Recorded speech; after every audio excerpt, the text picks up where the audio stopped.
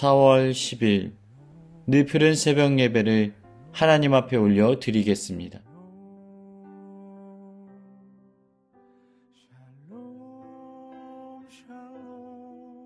오늘 시편 85편의 말씀을 중심으로 해서 하나님의 은혜를 나누기를 원합니다. 오늘 이 시편은 고라 자손이 고백했던 시입니다. 근데 이 상황과 당시의 그 시대적인 배경들을 우리가 살펴보면 바벨론 포로의 시대로부터 이제 해방되어서 귀환하여서 하나님의 은혜를 누리는 이스라엘 백성들의 상황들을 우리가 기억하고 있는 것입니다. 1절 말씀을 보니까요, 지금 뭐라고 말합니까? 주의 땅에 은혜를 베푸사 야곱의 포로된 자들이 돌아오게 하셨다. 그러니까 그들 가운데는 소망이 완전히 끊어진 것입니다. 여러분, 이스라엘 백성들은 선민 백성입니다. 그러니까 하나님께서 함께 하시고 하나님께서 동행하시고 자신들을 특별히 택하셔서 스스로를 영광 받으시는 전능하신 하나님에 대해서 그들이 찬양하고 노래했던 거예요. 그런데 어떤 일이 벌어집니까? 그들이 하나님의 뜻을 떠나서 죄된 삶을 살아가게 됩니다. 그러자 하나님께서 그들을 보호하셨던 손길을 거두시게 됩니다. 금세 그들 가운데 커다란 재앙이 일어납니다. 바벨론이라는 제국을 통하여서 이스라엘 백성들이 침략을 당하게 됩니다. 그리고 한 번도 경험해보지 못한 엄청난 패망을 겪게 됩니다. 예루살렘이, 그 영광의 땅이, 그 하나님의 성전이 돌 하나도 도리에 남아있지 않고 완전히 다 허물어지게 되었던 것입니다. 겨우 살아남은 자들은 포로로 끌려가는 일이 발생하게 됩니다. 여러분, 그 당시만 해도요, 엄청난 그 바벨론은 그 문명의 이기를 보여주었습니다. 페르가몬 뮤제움이 베를린의 박물관에 있죠. 거기에 대표적인 유적 중에 하나가 뭐냐면 이시타르의 문입니다. 이시타르의 문. 거기 보면은 구워서 벽돌을 하나하나 그 청록색의 아주 영롱한 그 벽돌들을 우리가 목격할 수가 있습니다. 근데 그게 이 바벨론을 들어가는 입구에 설치되어 있습니다. 그러니까 포로된 모든 사람들이 그 바벨론의 이시타르의 문을 지나가는 거예요. 근데 거기에는 신들이 부조되어 있어요. 그래서 그것을 고개를 숙이고 끌려가던 그들의 마음이 얼마나 상심하고 충격에 빠졌을까요? 근데 오늘날에도 과학자들이 말하기를 그 당시 기술력으로 이러한 것을 만들어낼 수가 없다라는 겁니다. 그 청록색의 그 영롱한 염료를 만드는 것도 그렇고 그것을 도자기처럼 구워서 벽돌을 하나하나 쌓아 올린 그 과학 문명이 불가사의하다고 할 정도로 그들의 과학 문명은 굉장한 발전을 이룬 거예요. 그랬는데 그러한 상황 속에서 이스라엘 백성들이 그들의 패망 속에서 그 이시타르의 문을 바라보았을 때 절망하는 겁니다. 야, 우리는 아무것도 아니구나. 우리는 메뚜기와 같구나. 우리는 보잘것도 없구나. 우리는 이제 끝났구나. 하나님이 이들의 신에게서 패배하고 죽으신 것이 아닌가. 하나님 우리를 떠나신 것이 아닌가. 완전한 절망, 그것은 죽음과도 같은 충격이었을 것입니다. 그런데 어떤 일이 벌어집니까? 그들이 그 바벨론의 그 흐르던 물길 안에서 눈물을 흘리면서 우는 거예요. 누가 얘기하더라고요. 남자들이 세차장에 자주 가는 이유는 눈물을 흘리기 위해서라고.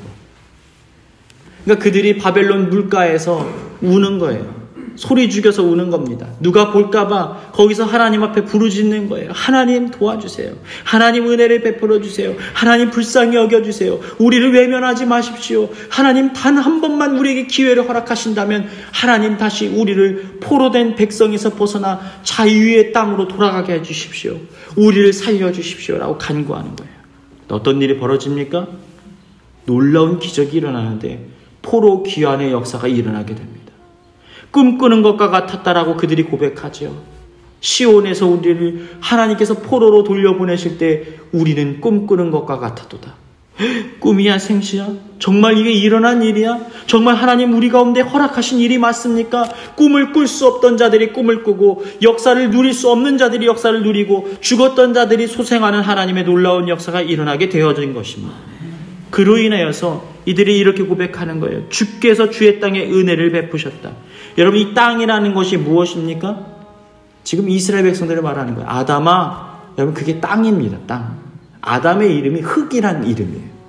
그러니까 자신들을 가리키는 거예요. 주님의 땅에 은혜를 베푸십시오. 우리는 뭐 같은 존재라는 거예요? 주님이 떠나면 그냥 흙이에요. 먼지예요. 어떤 장례식장에 가니까요, 아주 기가 막힌 고백이 거기에 기록되어 있더라고요. 너는 흙이니 흙으로 돌아갈지니라. 우린 먼지 같은 존재, 보잘것없는 존재라는 것입니다. 야곱의 포로된 자들이 돌아오게 하셨다.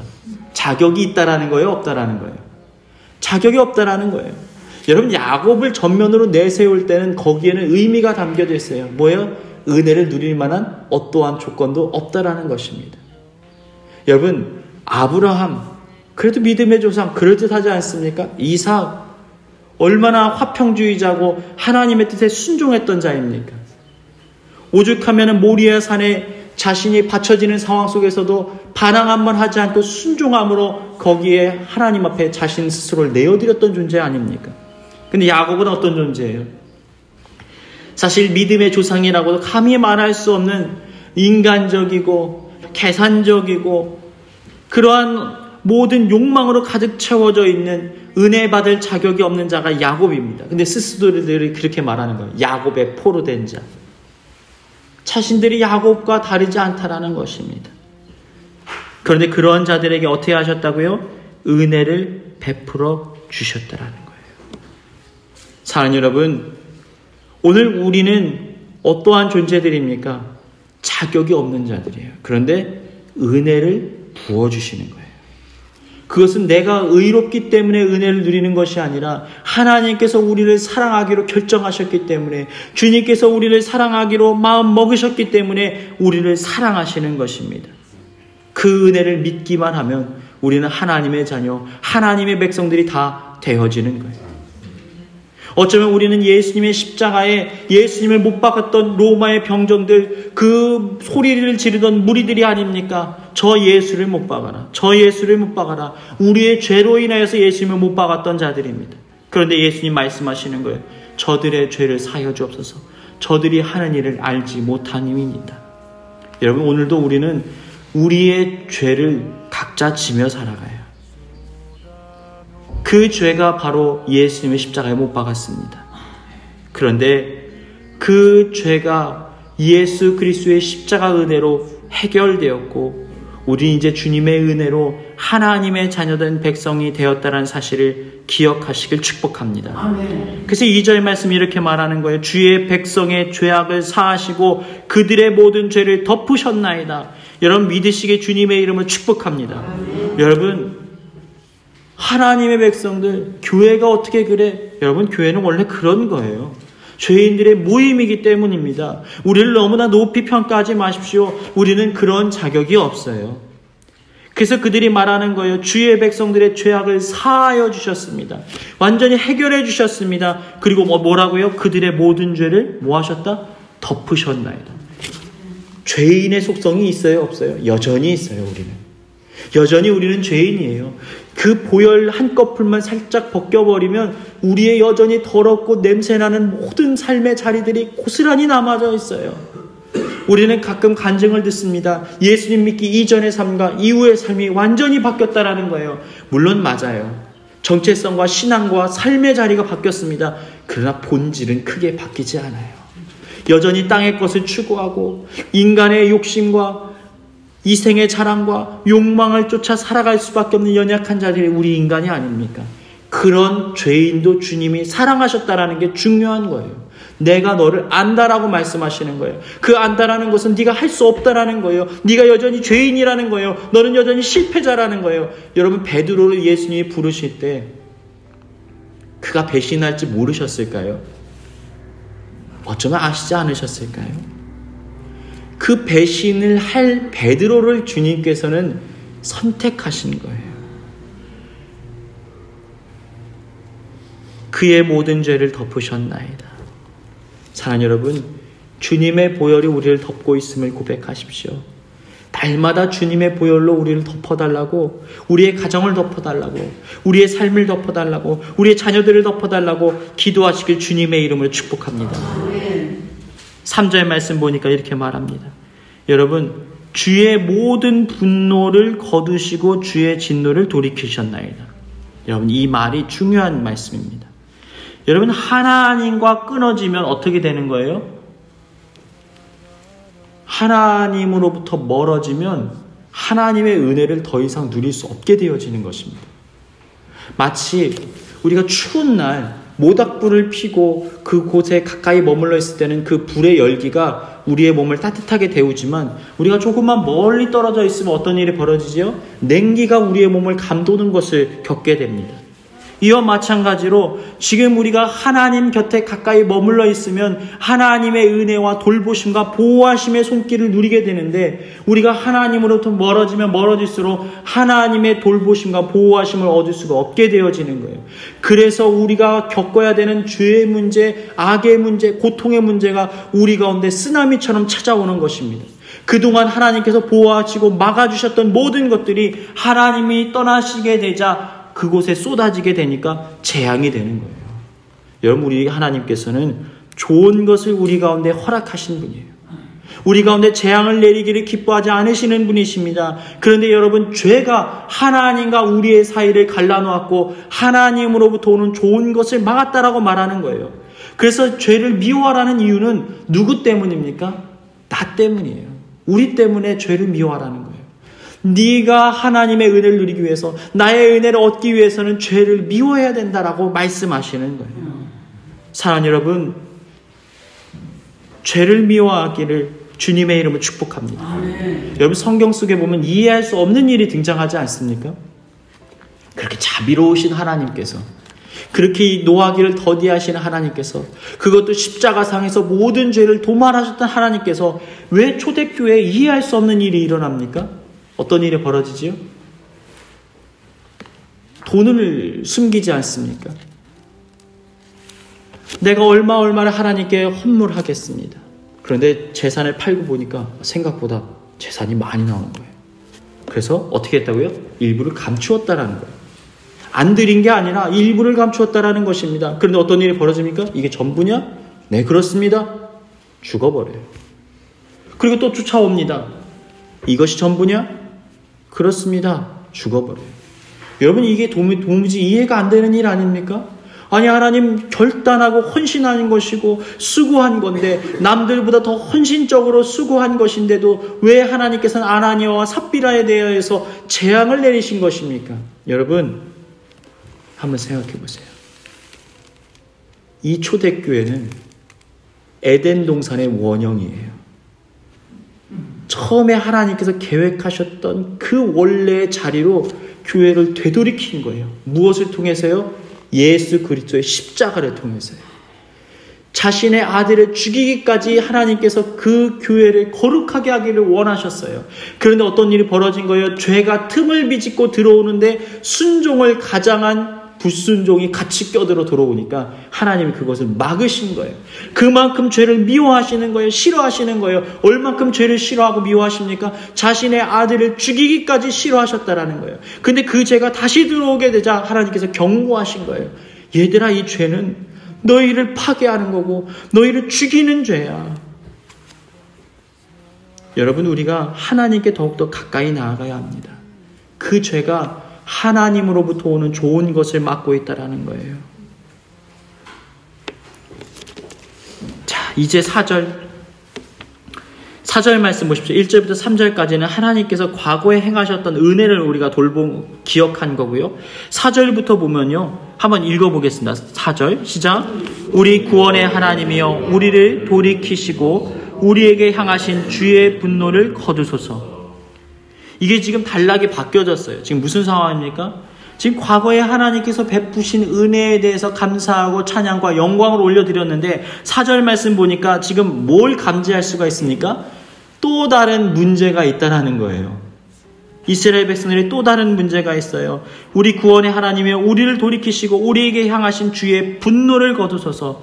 우리에게 영원히 노하지 마시고 대대에 진노하지 마시옵소서. 6절 보니까 우리를 다시 살리사 주의 백성이 주를 기뻐하도록 하지 않으시겠나이까? 산 넘어 산이라고요.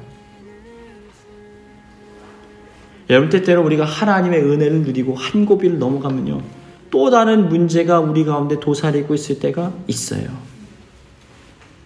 때로는 우리가 하나님의 은혜를 누리고 지난날 하나님의 그 놀라우고 크고 영화로운 것들을 맛보았음에도 불구하고 오늘 나의 삶의 자리에서 하나님과 멀어지고 하나님으로부터 무너져 내린 우리의 신앙의 자리들을 발견할 때가 있어요. 그걸로 인해서 우리가 또 하나님의 돌봄을 받지 못하고 문제 앞에 고스란히 노출되게 되어지는 것입니다.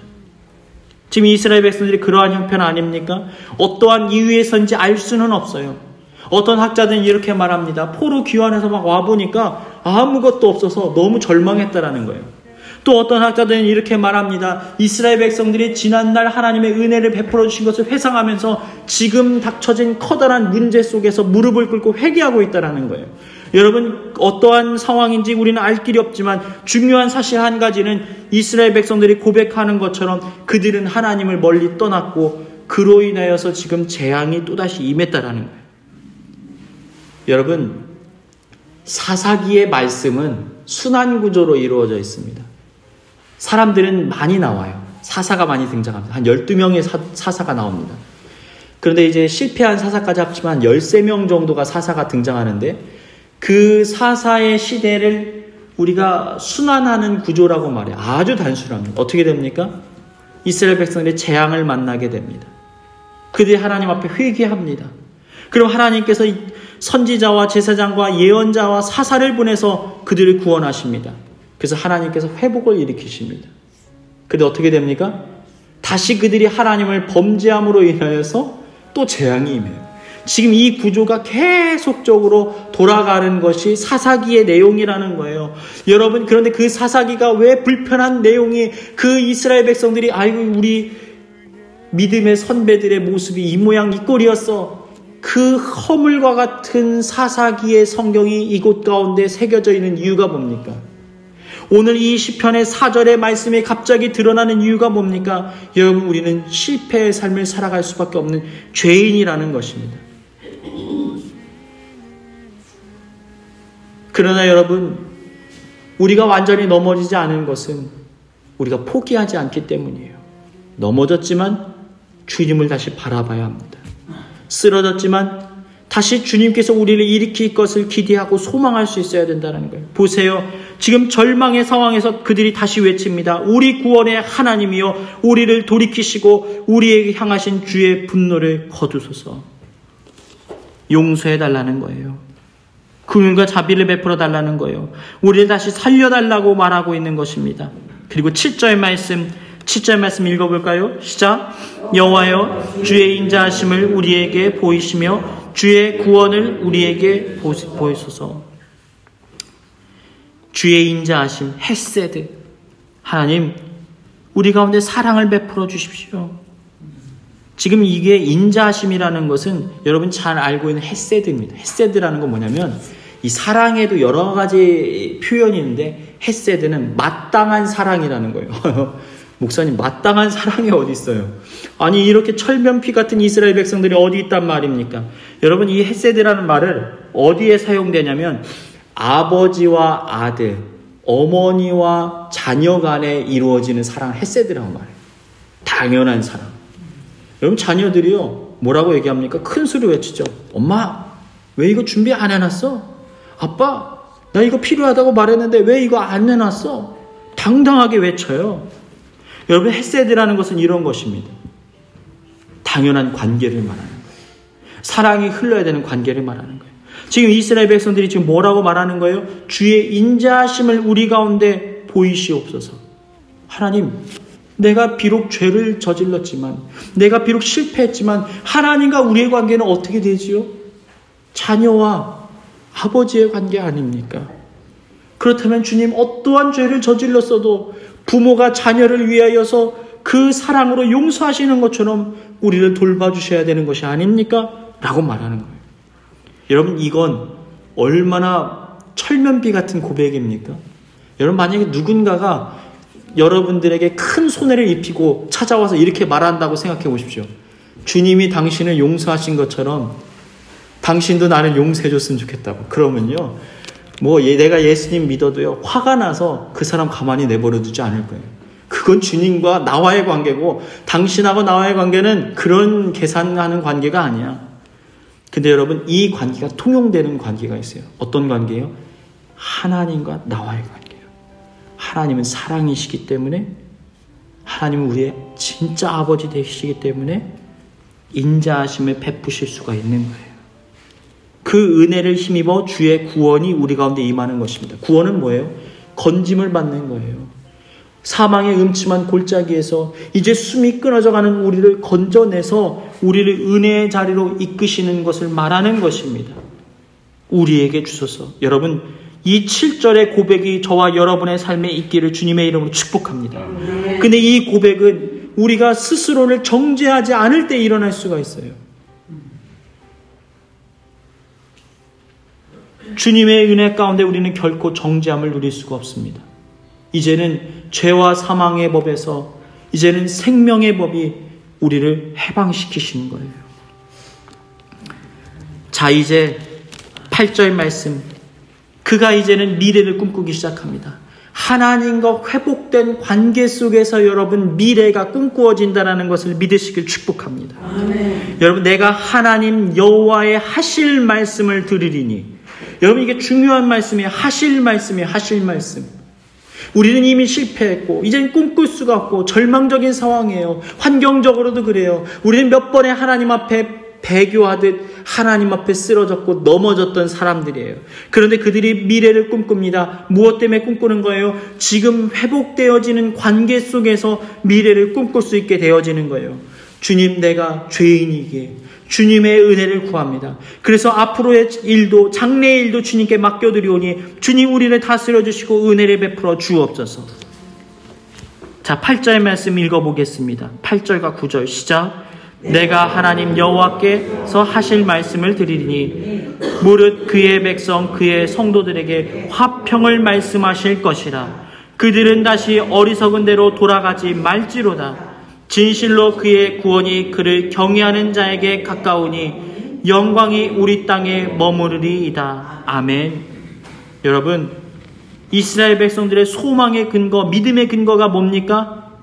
말씀이에요. 약속의 말씀. 여러분 구약 성경을 살펴보면요 놀라운 것을 발견하게 됩니다. 하나님께서 사용하신 단어 그 말씀에는요 미래형이 없어요. 다 현재형입니다. 내가 너에게 구원할 것이다. 아니에요. 구원했다라고 말씀하세요. 현재형. 이루어졌다라는 거예요. 왜냐하면 하나님께서 하신 말씀은 반드시 이루어지기 때문입니다. 그래서 하나님의 약속은 반드시 성취되는 거예요.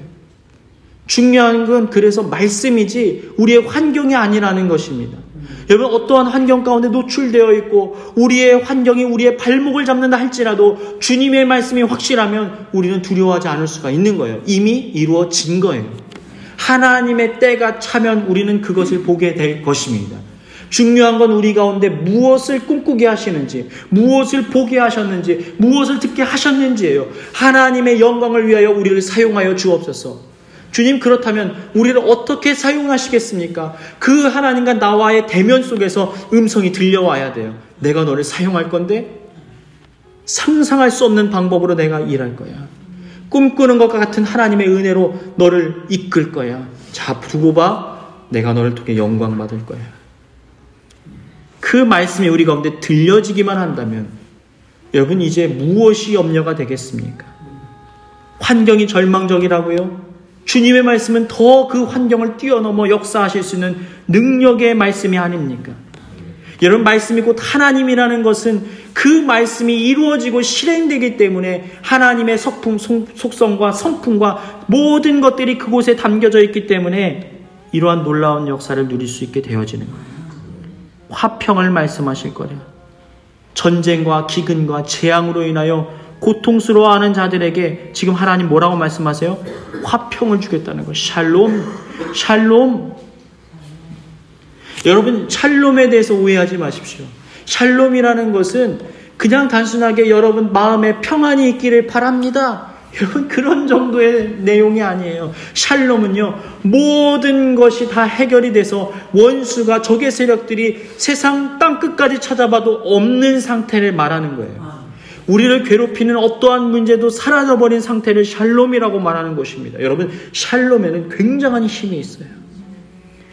그래서 이 무슬림에서는 샬롬을 거꾸로 해석하는 게 어떻게 샬롬하냐면, 이 무슬림에서도 사실은 같은 계열에서 나온 민족이기 때문에 이 언어도 비슷한 뜻과 느낌을 갖습니다. 그래서 이 무슬림들의 샬롬은 뭐냐면 원수의 목을 베서 그 피를 땅에 뿌린 상태를 샬롬이라고 말해요. 절대 함께 할 수가 없어요. 그래서 그들은 누군가를 이렇게 공격하는 것들에 대한 본질적인 그 어떤 그 강함이 있어요. 근데 이 샬롬이 마찬가지예요. 이스라엘 백성들에도 마찬가지예요. 하나님께서 모든 원수의 세력들을 도말하시고 우리를 완전한 승리자로 높이신다라는 게 샬롬입니다. 그래서 이스라엘 땅에 예루살렘에 평강이 있을지라도 샬롬, 샬롬은 완전한 승리를 말하는 거예요. 완전한 하나님 나라가 임하는 것을 말하는 거예요. 지금 이 말이 화평이라는 것이 샬롬을 말하는 거예요. 근데 중요한 게 있어요. 거기에 몇 번을 뒤어봤거든요. 자기에서 믿을 수가 없거든요. 그래서 그들은 다시 어리석은 대로 돌아가지 말지로다. 이 어리석은 일만 안 하면 하나님이 은혜를 주시겠다라는 거예요. 그러니까 얘들아 조심해. 우리 잊지 마. 이렇게 말하는 거예요. 자, 9절. 진실로 그의 구원이 그를 경외하는 자에게 가까우니 영광이 우리 땅에 머무르리로다. 여러분 하나님의 구원을 원하십니까? 하나님의 영광 보기를 원하십니까? 그럼 뭘 해야 됩니까? 9절 말씀 보세요. 그를 경외하라는 거예요. 하나님을 가까이 하고 하나님을 사모하라는 것입니다. 여러분 하나님을 사랑하는 자들은 하나님을 가까이 하는 자들이에요. 예배의 자리를 찾아오는 자들이에요. 주님의 핏값으로 사신 교회를 사랑하시는 거예요. 주님 앞에 나의 것을 아름답게 내어 드릴 수 있는 자들이에요. 그러한 자들이 하나님의 은혜와 구원을 누리게 되는 거예요. 때때로 우리는 이런 기도도 할 수 있어야 돼요. 주님, 제가 어떻게 수고하고 있는지 주님 아시지 않습니까? 주님의 나라와 영광을 위해, 주님의 교회를 위해 얼마나 수고하고 봉사하는지 주님 알고 계시지 않습니까? 그런데 나를 통하여 하나님 영광 받으셔야 하지 않겠습니까? 여러분 때때로는 이런 어쩌면 교만한 듯한 기도도 하나님 받으신다라는 거예요. 왜냐하면 성경에 그렇게 기록되어 있기 때문입니다. 그를 경외하는 자에게 가까우니 영광이 우리 땅에 머무르리이다. 여러분 땅이 뭐라고요? 나요. 뭐가 임해야 된다고요? 하나님의 영광. 사랑하는 여러분, 여러분의 삶에 하나님의 영광이 임하길 주님의 이름으로 축복합니다. 영광은 우리가 겨우 생명을 부지하기 위하여서 깔딱깔딱 숨 쉬는 정도, 그것이 영광이 아니에요. 오늘도 겨우 버텨냈어. 여러분 그런 건 영광이 아닙니다.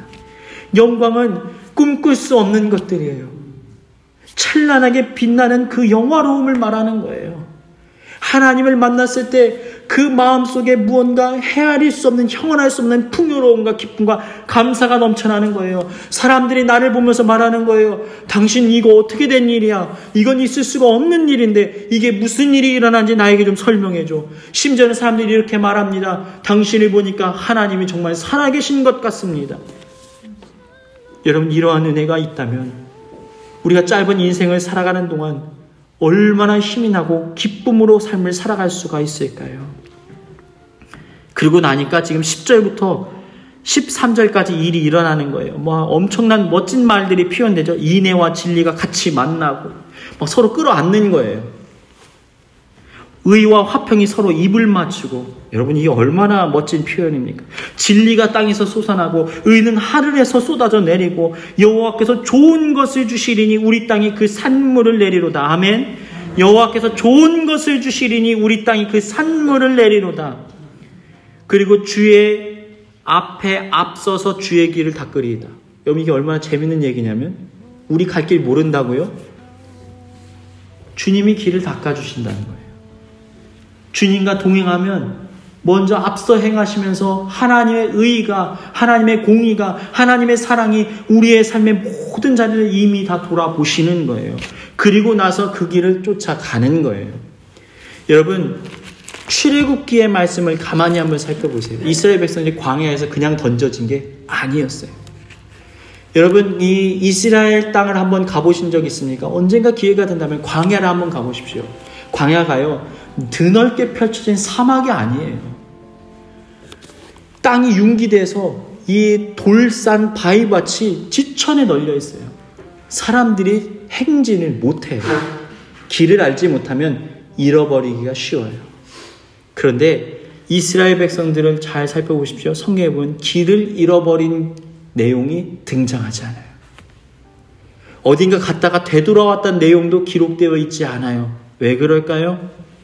성경 잘 읽어보면요, 하나님이 먼저 가셔서 길을 닦으시고 돌아오셔서 이스라엘 백성들하고 같이 가셨다고 성경에 말하고 있어요. 여러분, 이 말이 얼마나 기가 막힌 내용입니까? 여러분, 우리는 우리의 갈 길을 몰라요. 한 번 사는 인생 아닙니까? 그래서 내 앞에 무엇이 펼쳐져 있는지, 지금 이 순간 내일에 무슨 일이 벌어질지 우리는 알 수가 없어요. 그런데 우리 하나님은 어떻게 우리를 돌보시냐면, 자녀된 백성들은 어떻게 지키시냐면, 먼저 가셔서 우리가 걸어갈 그 땅을 직접 밟아보시고 그 길을 평탄화하시고 모든 원수의 썩들을 무찌르시고 다시 돌아오셔서 주님이 우리와 함께 그 길을 걸으시는 거예요. 그래서 우리는 위로와 소망과 희망을 품고 이 땅을 살아갈 수 있다는 것입니다. 나보다 나를 더 잘 아시는 하나님, 그분이 우리 가운데 좋은 것으로 우리 가운데 만족을 주지 않으실까요? 오늘 이 말씀을 묵상함으로 하나님과 동행하는 복된 은혜의 삶을 살아가시길 주님의 이름으로 축원합니다.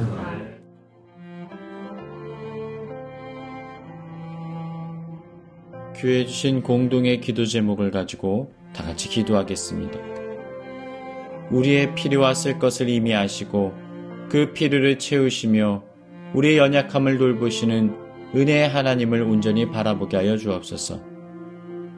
주님 앞에 감사의 고백을 올려드림으로 우리의 삶의 모든 자리 가운데 하나님의 은혜의 손길이 임하여 있음을 인정하는 복된 삶 살게 하여 주옵소서. 부활의 은혜를 입은 모든 늘 푸른 교회 성도들이 주님의 몸된 교회로서의 사명 감당케 하여 주옵소서. 다 같이 기도하시겠습니다. 인자는 영원하도다. 상한 자들 고치시며 상처를 싸매시도다. 별들의 수를 세시며 이름을 붙이셨도다. 그가 구름으로 하늘을 덮으시며 땅을 위하여 비 준비하시니